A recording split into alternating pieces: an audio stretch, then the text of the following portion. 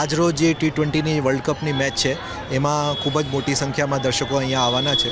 એના જે ટ્રાફિક છે એના વધુમાં વધુ એ પબ્લિક ટ્રાન્સપોર્ટનો ઉપયોગ કરે એવી અપીલ છે. એની સાથે સાથે ટ્રાફિક બંદોબસ્ત ગોઠવવામાં આવેલ છે અને રોડ ડાયવર્ઝન તેમજ નોટિફિકેશન કરવામાં આવેલ છે. આપણે અહીંયા જે પ્રેક્ષકો આવે એને ઝડપથી ચેકિંગ કરીને અંદર જ આવે એના માટે ખાસ બેરિકેડ દ્વારા ચેનલ બનાવવામાં આવેલ છે.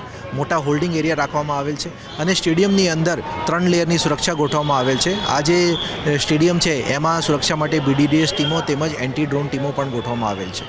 બિલકુલ સર, જેની સાથે ઓનલાઈન સ્કેમ થઈ રહ્યા છે એ લોકોને શું કહેશો? કારણ કે ઘણા બધા લોકો અમને મળ્યા છે કે જે લોકોને અહીંયા જ ટિકિટ લેવાની હતી, પૈસા ચૂકવી દીધા છે પરંતુ ટિકિટ નથી મળી, એવા લોકોને શું કહેશો? જી, આપણે એવા પ્રકારના જે ટિકિટની કાળાબજારી કે સ્કેમ કરે છે એના વિરુદ્ધમાં પોલીસ અત્યારે ગુનો દાખલ કરી રહી છે.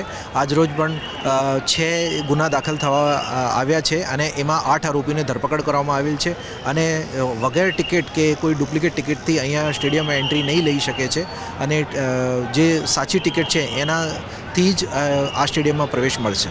બિલકુલ સર, પબ્લિક બહુ જ છે અને જીતનો વિશ્વાસ પણ વ્યક્ત કરવામાં આવ્યો છે, એટલે જવાબદારી વધુ એટલા માટે બની જાય છે કારણ કે જો જીત થશે તો પણ આ જે રસ્તો છે આખો બ્લોક રહેશે, તો તેના માટે કયા પ્રકારની વ્યવસ્થા છે છેક સુધીની? જી, એના માટે પોલીસ કમિશનર સાહેબે જાહેરનામા કરેલ છે અને એ જાહેરનામા મુજબ ડાયવર્ઝન તેમજ બેરિકેડિંગ ગોઠવવામાં આવેલ છે જેથી કોઈને કોઈ તકલીફ ના થાય.